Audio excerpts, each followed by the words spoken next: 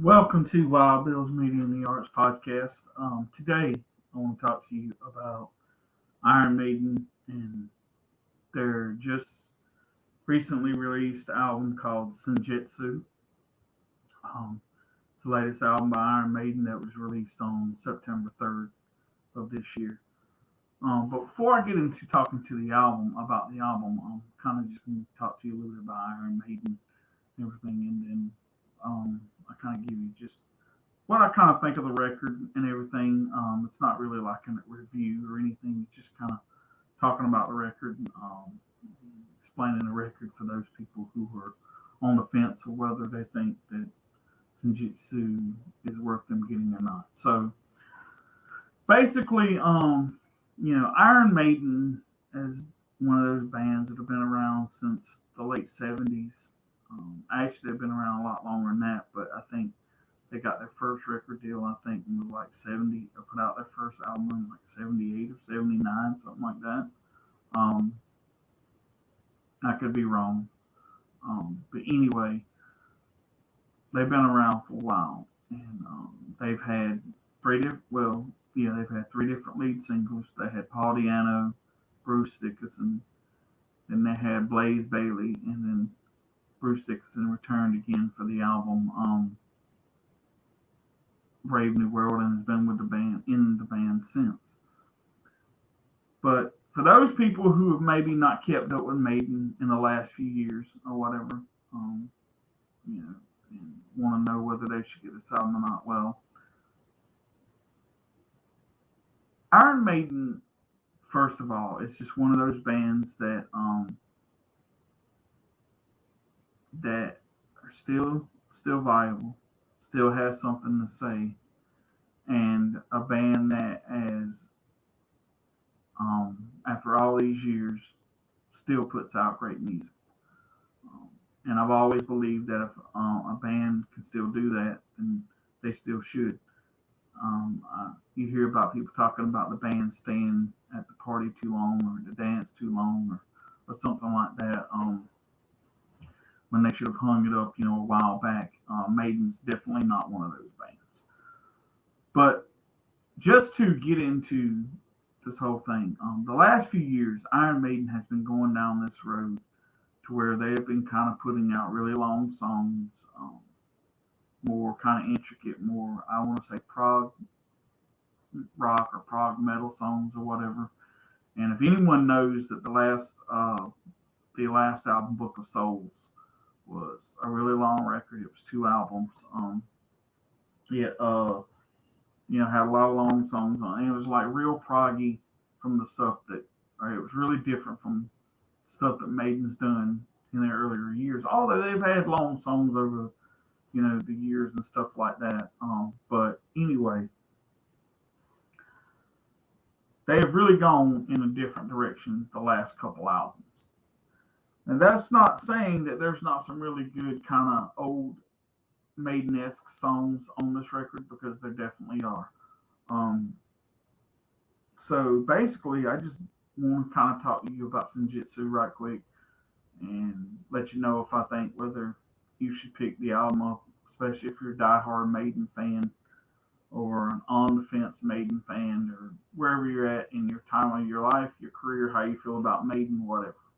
So basically, this is a 2 disc set that spans over I think like 100 minutes or something like that. It's a pretty lengthy album. There's some really long songs on this record, and there's some kind of short songs too. But to give you the rundown, the gist of the songs, disc one is Senjutsu, the title track. You've got Stratego, or Stratego, or something like that. I'm not really sure how you pronounce it. The Writing on the Wall, Lost in a Lost World, Days of Future Past, The Time Machine, and that closes out disc one. Disc two is Darkest Hour, Death of the Celts, The Parchment, and Hell on Earth, which rounds out and makes the album 10 tracks. Now, I know they did a music video for Writing on the Wall, and I know they did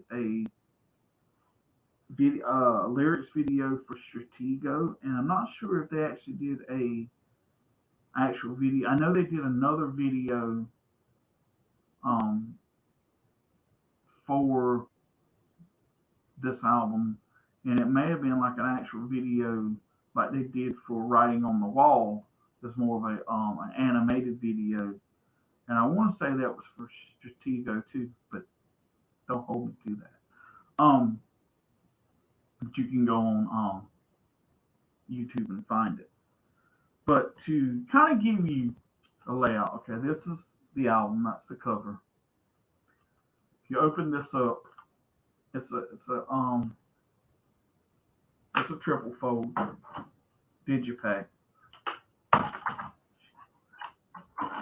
and this is what it looks like on the inside. It has the same exact picture in the vinyl. If you buy the vinyl version, that's the back. It's all has this Japanese samurai warrior theme to it. That's disc 2, disc 1. So I think the actual word Senjutsu stands for strategy and tactics. So you kind of go from there if you look at the cover. So basically, I know there's 4 different releases for this album. There's a standard digipack like this, and then there's also like I want to call it like a DVD size digibook. They call it for this album. There's the vinyl, and then there's a box set for like $100 that's out that comes with the music video and the making of Writing on the Wall, and some other collectible stuff in there. I think it comes with like a lenticular collectible, some different stuff. You can go look it up. It's on Amazon and everything, and that rounds out like $100. Now, for those people who are classic Maiden fans, I'm not sure that you would enjoy this record for the reasons why it's lengthy. It has a lot of intricate parts in it. If you didn't like Book of Souls, you won't like Senjutsu. But if you love the Book of Souls, you'll love Senjutsu. I think they're both great records for what they are. I think they're both. It shows you a different variety of Maiden. It shows you that Maiden can go and do different things, and you're just not stuck in this timeless thing of Maiden, and which is not a bad thing because I love like Run to the Hills, 2 Minutes to Midnight, Hallowed Be Thy Name, Power Slave, Flight of the Icarus, all those great songs that, Fear of the Dark, that are just Maiden classics. Those songs are great, and I'm not knocking them and everything, and even their later albums like Brave New World and stuff. It's just I love a variety. I love a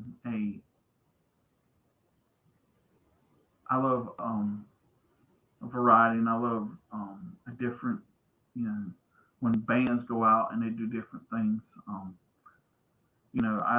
I don't really care for a band who records every album and they all sound the same. And it's kind of like, can you do anything, or are you willing to do anything new? Can you stretch your boundaries? Or whatever. And I love when bands do that, and they definitely have on the last couple records. So it is really cool. I think a true diehard Maiden fan will enjoy this record for what it is, because, like I said, there's some really lengthy tracks on here, but there's also some more kind of Maiden-esque tracks that are the old school stuff, especially with Stratego and Writing on the Wall and some other songs that are really just kind of really, you can tell when they come on, like, yeah, that's Maiden. So you know like I said, you just got to have a variety, man. You got to be able to stretch your wings and fly, and that's what Maiden's doing, man. They're not stuck in that old, like, we're Iron Maiden and this is what we're doing. And because I hate when bands do that.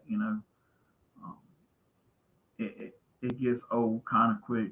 And like I said, Maiden is still a band who still has a lot to say, still viable, still out here touring, putting on great shows, putting out great records. They're not,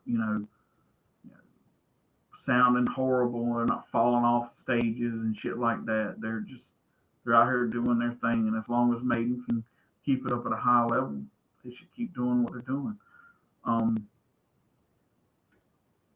I believe that there's times when you hear that bands stay at the dance too long. Well, Maiden hasn't been there yet, and I think it'll be a while yet before Maiden gets to that point. But what I'm basically trying to say is, if this is a great record and an underrated record, and I know a lot of people, this is a love-hate record for a lot of people, just like Book of Souls was. But all I ask is honestly give it a listen. Give it one full, true sit down and immerse yourself into the record. Listen. And if you hate the record or dislike the record or it's not your cup of tea, then you know what? I can respectfully honor your review of the record and what you think of it or whatever.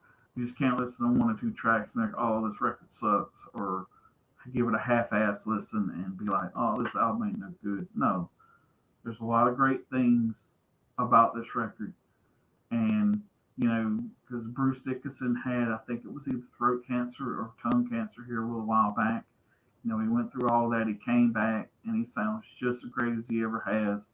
He hasn't missed a beat, and I was kind of worried about how he would sound on this record, but he sounded great, like he's never missed, like he was never missed a step. So that is totally awesome, and I love it. So yeah, just go pick up this record, get it if you can, download it, buy the. I recommend buying the vinyl and the CD because I am a big stickler for physical media. And yeah, so true.